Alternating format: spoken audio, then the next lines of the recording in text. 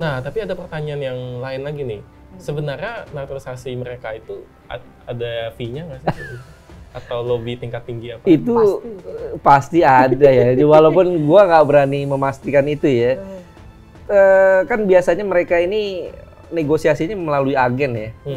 Ya kemungkinan besar ada sih. Kemungkinan besar ada meskipun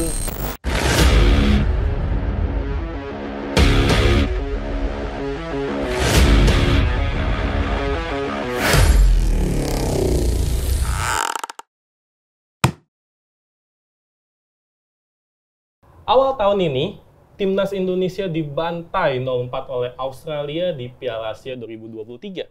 Siapa sangka, pada baru aja kemarin, kita menahan imbang The Socceroos dengan skor 0-0.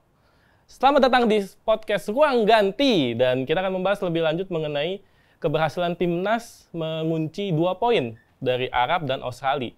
Pastinya gue udah kedatangan 2 sosok jurnalis, pengamat sepak bola juga, yang udah paham banget soal Timnas. Ada Bung Ais Abdul Haris. Apa kabar, Bung? Alhamdulillah baik. Alhamdulillah baik. Dan juga kita ada kedatangan tamu baru ya. Akhirnya ada tamu lagi ya kira. Ya. Itu adalah Mbak Ayu. Halo. Raditya Ayu. Ya, Raditya Ayu, panggil aja Ayu ya. Ayu. Iya, Oke. Jadi jangan panggil Adit ya. Adit. Cowok itu kan. Beda soalnya. Raditya ya, identik cowok ya, tapi panggilannya Ayu aja. Ayu, jurnalis senior juga ya? Enggak juga sih. Senior beliau. tapi salah satu yang udah malang melintang meliput sepak bola nasional, jadi kita udah ada 2 sosok nih jadi pastinya. Tapi sebelum itu Ayu ya berarti ya? Betul. Ada satu hal yang menarik nih Ayu nih. Bung Ais itu di episode sebelumnya itu prediksi Timnas tuh nahan imbang Arab dan nahan imbang Australia. Ternyata benar. Benar. Sama kayak prediksi aku sebelumnya. Oh, sama juga? Gitu juga, karena aku ngelihat sekarang tuh Indonesia kan diisi pemain-pemain diaspora gitu kan. Aku tuh mikirnya kayaknya bisa nih kita nih minimal imbang aja. Aku sempat ngomong tuh sama anak-anak yang suka bola juga kan di kantor kan. Gimana nih prediksi gitu. Aku mikir 0-0 kalau nggak 1-1. Aku bilang gitu kan. Terus ada juga yang biasanya tebak skor gitu kan. Ada Mbak Buta tuh, sekret RCTI itu suka banget tuh. Yuk kira-kira prediksi skor berapa gitu kan. Aku dengan yakin ini imbang, Mbak. Oh gitu ya, yuk gitu. Soalnya ya karena mungkin salah satunya kekuatan pemain-pemain naturalisasi kita itu bisa mendongkrak permainan kita, apalagi nih di World Cup Qualifier gitu sih ya. Dan di ronde ketiga ya? Iya betul. Oke, tapi kalau dari Bung Ais nih, juga udah prediksi bener juga nih. Kira dapat ilmu cenayang dari mana sih kira-kira? Sebetulnya bukan ilmu cenayang ya. Kalau lawan Arab Saudi memang dalam kondisi yang tidak baik-baik saja ya. Mereka sejak ditangani Roberto Mancini kan kondisinya sedang drop nih. Piala Asia di 16 besar mereka langsung tersingkir. Kalah adu penalti lawan Korea Selatan. Dan di kualifikasi Piala Dunia di putaran kedua juga mereka hanya jadi runner up. Dan terakhir mereka kalah 1-2 dari Yordania di kandang sendiri. Dari situ kan udah kelihatan bahwa Arab Saudi sedang tidak baik-baik saja, sementara kita dalam kondisi beda bagus. Dibandingnya dulu ya Bung ya. Beda Arab dibanding kayaknya dulu. kalau Indonesia udah ketemu Arab Saudi itu udah jiper duluan. Betul. Ya. Dan gaya mainnya juga beda dibanding saat mereka masih ditangani Hervé Renard ya, pelatih yang asal Prancis di Piala Dunia kemarin. Itu lebih agresif ya. Sekarang lebih Italia yang lebih Mancini banget. Ya ini yang gue pikir bisa lah kita dapat 1 poin dari Arab Saudi. Nah, sementara lawan Australia juga bisa dikatakan memang terakhir kita ketemu mereka kalah dengan skor telak 0-4. Awal tahun ini loh, belum lama. Awal tahun ini. Tapi tim yang dulu yang di bulan Januari itu di Piala Asia dengan tim yang sekarang tuh bedanya jauh. Ada 6 pemain baru. Ragnar Ratmangun, terus kemudian juga ada Jay Ijes, Pak Perdong, kapten kita langsung ya. Betul, kemudian Martin Pas, semuanya. Dan Tom Hai ya, Nathan juga waktu itu belum ada. Sekarang berubah, semua berbarengan ya, Bung. Dan yang patut dicatat sejak setiap Jay Ijes dan Calvin Perdong main, tim nasional Indonesia tidak pernah kalah. Belum pernah ya? Belum pernah kalah. Berarti debutnya dari lawan apa ya? Pokoknya dia sebelum lawan Irak ya. Sebelum lawan Irak dia main lawan kalau nggak salah Filipina ya. Filipina yang 2-0 di sini itu ya. lawan Vietnam, lawan Oh, Vietnam. yang 0-3. Betul, lawan Vietnam menang 1-0 di sini. Kemudian di Vietnam menang 3-0. Dan saat lawan Arab Saudi, dia tidak bisa main saat itu. Cedera ya kalau nggak salah di Venezia. Dia tidak bisa main, Indonesia kalah 0-2 lawan Irak. Irak ya kalau Irak. Betul, dan berikutnya baru bisa main lagi kemarin dan kita Kemarin. hasilnya bisa imbang 0-0 lawan Istilahnya udah bisa tahu gimana Betul. situasinya ya gitu Betul, kan ini bersama timnas. center back yang memang sangat dibutuhkan Indonesia. Dia tenang Ya. dan captain juga, artinya memang kepemimpinannya luar biasa. Benar-benar. Hasil yang baik dan disambut baik oleh supporter. Pertanyaannya nih, kebetulan kedua jurnalis kita ini menonton langsung. Yang bikin netizen, sobat iNews atau mungkin Okizoners penasaran, seberapa besar animo supporter saat Di laga kemarin ya? Semalam. Itu berasa banget sih ya. Aku kan emang dari 2012 itu udah terjun di jurnalis olahraga gitu. Tuh aku ngikutin banget dari zaman Alfred Riedel, terus beberapa pelatih kesini gitu kan, sampai akhirnya ke Sintayong itu ngelihat tuh supporter tuh semakin bersemangat gitu, bersemangat untuk mendukung timnas. Dan kalau kita lihat yang kemarin gitu ya, nggak usah jauh-jauh lah ya. Lihat yang kemarin tuh bener-bener itu tuh supporternya tuh kayak beda banget gitu kan. Nah salah satunya mungkin bisa faktornya adalah balik lagi ke para pemain, kehadiran pemain diaspora itu ya. Apalagi kan ke supporter nih. Mungkin pemain diaspora hadir, mungkin kalau bagi cewek nih ya, aduh ganteng-ganteng banget gitu kan. Terus aduh cakep-cakep banget gitu kan. Jadi mereka tuh seneng gitu untuk semakin menambah nilai jual untuk timnas sendiri. Kayak aku ngerasain itu dari aku sampai GBK itu udah dari jam 2. Itu aku sempet jalan, itu kan banyak yang penjual-penjual merchandise itu kan. Merchandise itu aku ngeliat satu-satu, aku memang kebetulan setiap event itu aku selalu beli, entah itu iketan kepala, apa tuh namanya tuh? Shawl, terus shawl, kipas gitu-gitu aku selalu tuh Bung. Kemarin Jadi, beli apa tuh? Kemarin aku beli kipas sama bandonya Martin Pass. Kalau kipasnya Nathan. Kipasnya Martin Pass. Oh, Martin Pass. Dia fansnya Martin Pass soalnya. Dan aku tuh ngecek gitu, apa sih yang diminati supporter sekarang? Iya, Ternyata itu yang di print itu merchandise-nya bule semua gitu. Jadi emang itu diaspora, yang dicari ya? para pemain diaspora. Tapi balik lagi ada juga kayak Marcelino, terus juga beberapa pemain sebelumnya juga ada, pemain favorit gitu juga ada. Dan itu ngerasa animo kita semakin kesini tuh semakin besar gitu. Jadi kayak bangga banget gitu, terharu sih. Bagaimana dengan reaksi pemain dan pelatih, terutama pasca laga? Karena sebenarnya kan supporter tuh, bukan supporter sih, penonton di rumah juga pengen tahu nih, sebenarnya ekspresinya gimana gitu kan setelah laga gitu. Apakah mereka puaskah atau mungkin masih merasa, kok nggak bisa menang ya gitu? Kalau pas pasca laga, kebetulan di babak kedua itu, aku sebagai field producer saat itu, aku udah standby di pinggir lapangan tuh, di bawah kan, di pitch itu. Jadi saat mereka nyanyi, itu muter tuh, Tanah Airku itu.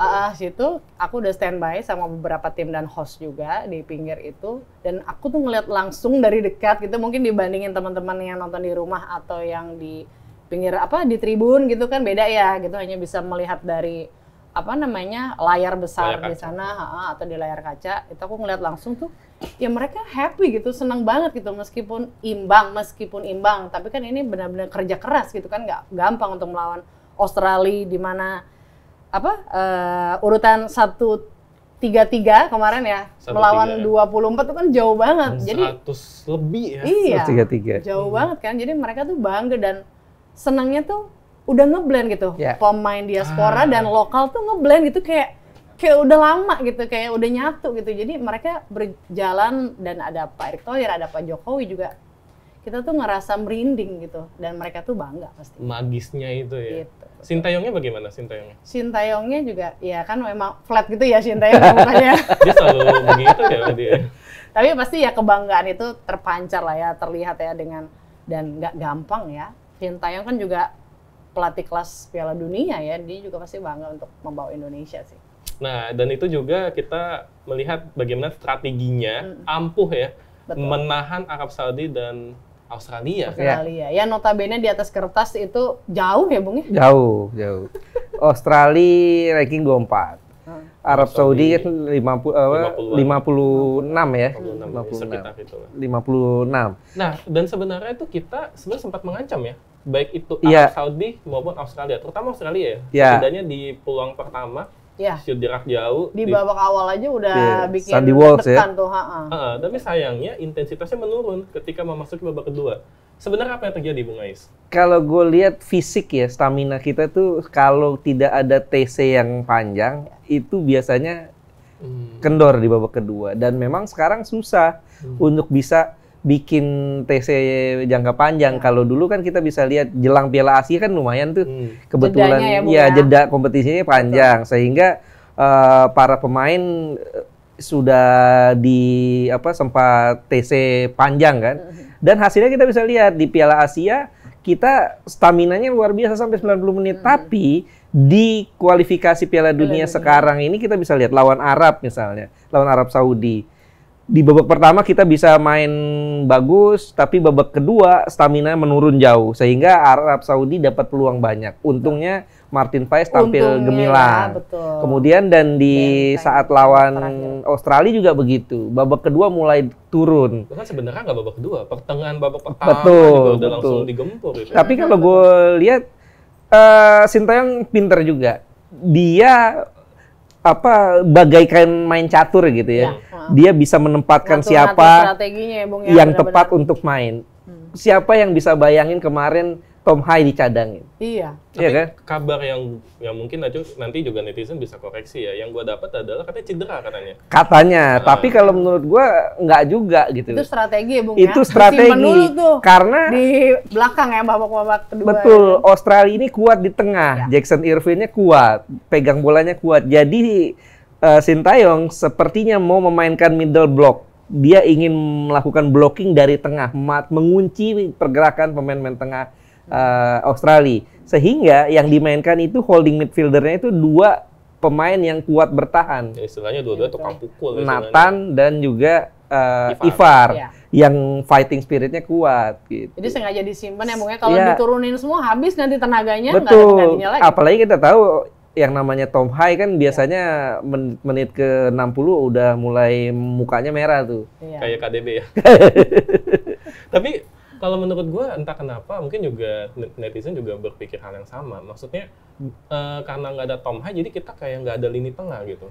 Enggak juga, justru gue nilai emang itu strateginya. Memang strategi gitu ya. Betul, Sintayong strategi yang ini menurut gue target yang dicanangkan Sintayong berhasil. Dan berhasil. Gue yakin dia menargetkan hanya 2 poin dari 2 pertandingan ini karena sadar betul bahwa Dan dia nggak muluk-muluk sih, nggak Sintayong, karena muluk-muluk. tahu Kan banget dia kan. menargetkan ini kita finish di Posisi 4 3 kan, atau 3-4 betul. kan. Karena grup neraka ya. Karena grup neraka. Sebetulnya dimanapun kita akan grup neraka Iya, ya. karena Tapi yang ini nggak beda. main-main. Betul, Ini karena ada Jepang ya. Ada 3 tim langganan Piala Dunia. Iya. Jepang. Australia, Arab. Australia. Di grup lain paling cuma Sebetulnya dari 6 tim yang ada di grup C ini hanya Bahrain yang belum pernah main di Piala Dunia. Even China pun pernah ya. Even China dan Indonesia pun pernah, meskipun namanya Hindia Belanda ya. Nah, itu kontroversi Tapi lagi. Indonesia kan jauh-jauh di atas Bahrain ya, Bung, ya? Enggak, beda tipis. enggak. Bahrain di atas. Bahrain di atas Oh, kita. oke. Kuwait yang sekarang di bawah kita. Oh, oke, di sana. Ya, makanya kenapa kita menang sama Kuwait ya waktu di kualifikasi. Waktu di di Piala Asia itu kualifikasi, Kuwait masih di atas kita. Ya, tapi habis itu kita ngalahin. Ya. Ya, betul. Tapi karena dengan pemain-pemain yang baru gini kan belum tentu, siapa tahu kita bisa nyalip semua ya. Iya, yang kurang memang gue pikir di posisi depannya striker. Iya, striker Kemarin super. kita bisa lihat saat kita punya kesempatan menyerang, kita terlalu mengandalkan Ragnar Oratmangun ya. Dia bekerja sendiri. Dia Ngos-ngosan bekerja banget. sendiri. Nah, Sehingga saat Ragnar sudah mulai merah mukanya, sudah mulai kehabisan stamina, Coach STY ini tidak punya banyak pilihan untuk pemain pengganti. Ada Ramadan Sananta, ada Hoki Caraka. Apakah Ya itu kemarin tidak cukup? Ramadan Sananta kayaknya nggak masuk line up ya. nggak ada kayaknya. Yang masuk Hoki kemarin. Hoki ada. Hoki. Yang masuk itu Hoki Caraka. Karena kan dari 26 pemain hanya 23 yang bisa masuk starting line up. 3 itu ya. Ya 3 sepertinya Ramadan Sananta nggak ada. Dan ya gue pikir dengan kalau masuknya kalau Hoki dimasukin ini nggak cocok ya, karena memang kita dalam posisi tertekan, kita butuh penyerang yang punya lari, yang punya dribbling bagus, dan memang itu pilihannya adalah Ragnar ataupun si Rafael Strike. Oke, tadi menarik ya. Dari Bung Ais nih, tadi kan bilang seakan-akan berarti memang STY mengincar bertahan ya, istilahnya. Bahkan yang masuk menggantikan Sandy Walsh pun itu bukan Asnawi, tapi Wahyu Prasetyo. Yang sebenarnya dia center back ya. Nanti bakal ada anggapan gini nih nanti. Udah punya sampai 9 pemain diaspora. 10. Kan? 10 yang bahkan. sekarang 10. 10 bahkan kan. Tapi kenapa masih main bertahan gitu istilahnya? Nah itu gimana tuh? Kita memang punya pemain diaspora, tapi kita realistis lah. Kemarin STY juga ditanya seperti itu di jumpa pers after match ya. Conference pers. Dia bilang, kenapa ada yang bertanya kenapa kita banyak defense dan kenapa yang dimasukkan Wahyu Pras bukannya Asnawi yang untuk bisa lebih menyerang. Kenapa kita hanya mengandalkan counter attack saja? Dan memang jawaban STY realistis. Dia memang realistis. Bahwa ranking kita jauh dibanding Australia. Kemudian secara fisik, secara skill, secara postur, secara stamina, Australia lebih baik. Jadi salah satu jalan kita untuk bisa meraih poin adalah dengan melakukan counter attack. Itulah pilihan strategi STY. Satu-satunya cara, mau itu lawan Arab maupun lawan Australia. Betul. Mungkin nanti di pertandingan berikutnya menghadapi Bahrain dan China ya, baru berani kita away ya. Ini dia bilang juga belum tentu melakukan ya mungkin agak sedikit lebih ini lah ya, bergerak lah ya Bung ya. Iya, tapi dia hanya bilang bahwa ya nanti itu kita pikirkan lagi strateginya. Dan yang akan kita pikirkan berikutnya adalah siapa pemain yang paling perform menurut Ayu kalau di laga lawan Arab dan Australia ya? Bukan karena ngefans juga nih ya, karena ya, memang semua rakyat Indonesia ini menyaksikan bahwa kiper kita tuh si Martin Paes juga gokil banget sih ya. Best save-nya tuh keren banget dan banyak penyelamatan apiknya gitu kan sepanjang babak 1, babak 2 pertandingan sepanjang itu. Ya menurut gue sih dia cocok ya jadi player of the match. Ya? Itu sih karena ya balik lagi kita selama ini tuh kayaknya belum pernah ya Bung ya dapet punya kiper yang setangguh itu meyakinkan itu gitu kan.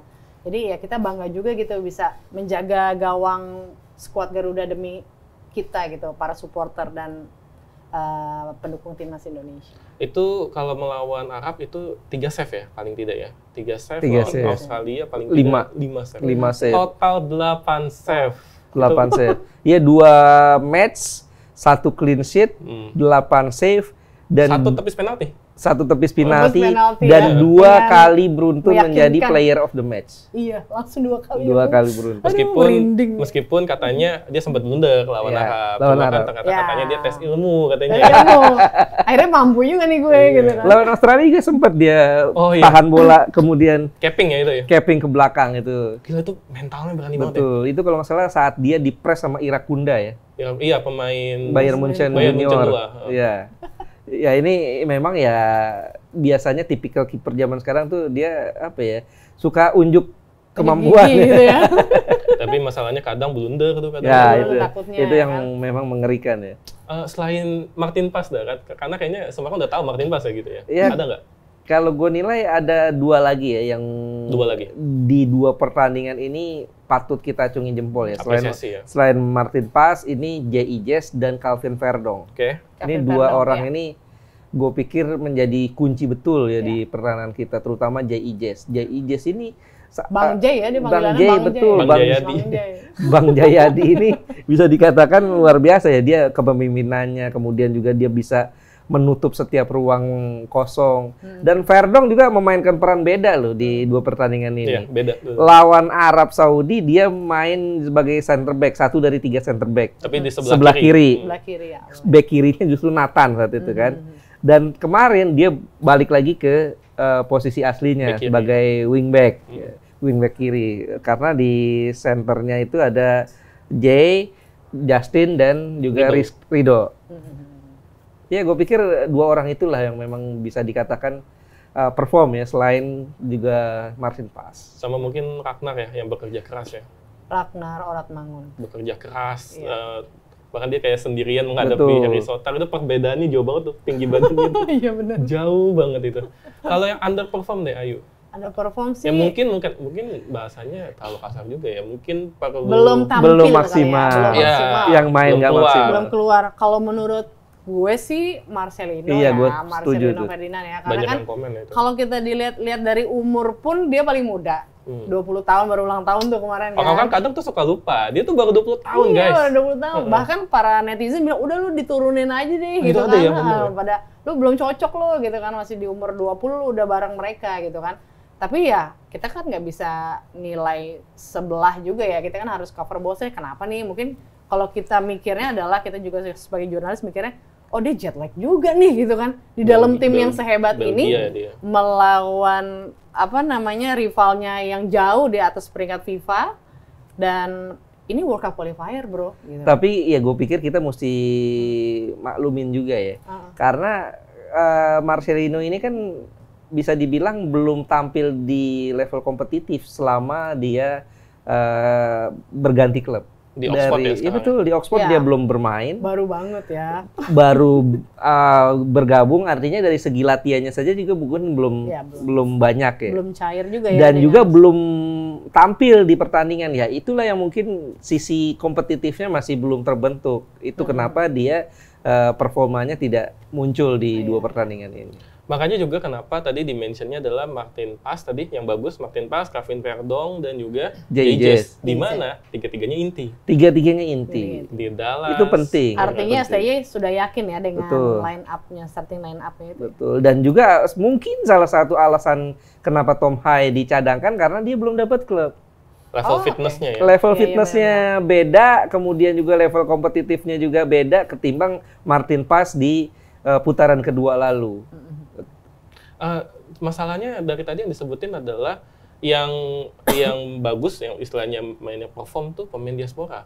Yang underperform malah jadi pemain lokal. Pertanyaannya, habis ini kan kita bakal punya dua pemain naturalisasi lagi berarti ya, diaspora ya? Iya. Miss Hilders Hilders. sama Eliano Reinders.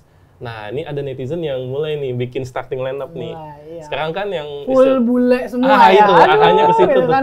Gue ngeliatnya, waduh gitu kan. Nah, itu gimana tuh Bung Ais? Ntar pasti ada yang komen nih nanti.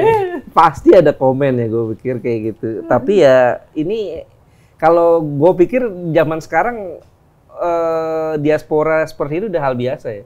Bahkan kalau kita ini 10 pemain sekarang ya, nanti tambah 2 jadi 12. Betul, lebih dong. Plus Elkan Bagot 13 gitu ya. Ya kalau dia udah baikan ya. Iya, kalau James Raven masuk lagi ada lebih banyak lagi. Iya. Digabung sama yang sebelumnya ya Bung. Tapi yang perlu dicatat, mereka itu punya keturunan Indonesia. Ya. Coba dibandingkan dengan Australia kemarin. Australia itu dari 26 nama yang dipanggil oleh Graham Arnold, ada 12 pemain naturalisasi. Yang 9 di antara 12 itu tidak punya keturunan sama sekali Australia. Dia tuh imigran. Punya ya Harry Sotar? Harry Sotar ya, cuman kayak Irakunda kalau nggak salah nggak punya. Kono ya. Iya. Harry Sotar lahirnya di Skotlandia bahkan. Iya.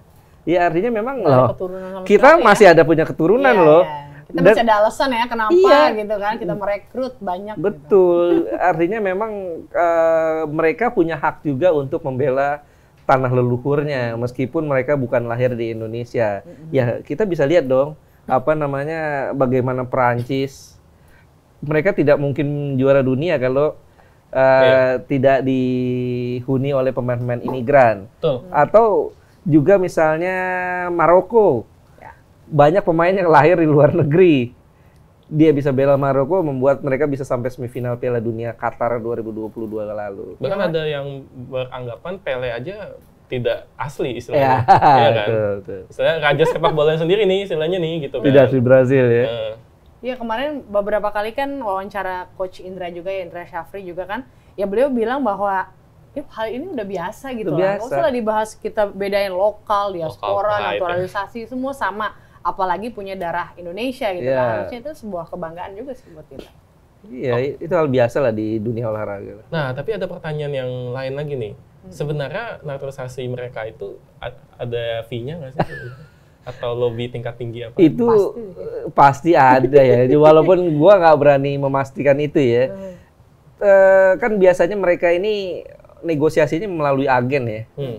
Ya kemungkinan besar ada sih. Kemungkinan besar. Kuat-kuatan ya. Kemungkinan besar ada meskipun yang apa bisa dikatakan diharapkan itu bukan menjadi landasan utama mereka mau bela timnas ya. Ya iya, karena semua pemain diaspora yang ada di timnas saat menyanyikan lagu Indonesia Raya, Iya, betul. semuanya apal loh. Apal betul. Satu apal, kedua bahkan ada yang nyanyi sampai mermata tuh. Betul. Jadi kan menghayati banget kan berarti kan? Menghayati banget ya. Itu dia. Itu Jadi- menghayati apa sambil ngapalin? Awal. Ya? Oh iya bisa juga ya. Atau ada yang bisikin. Aduh ngeri Bahkan banget. bukan hanya lagu Indonesia Raya kan, lagu Balonku Ada 5 kan Sandy Walsh apal betul.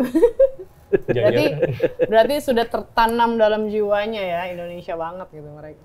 Oke lah. Tapi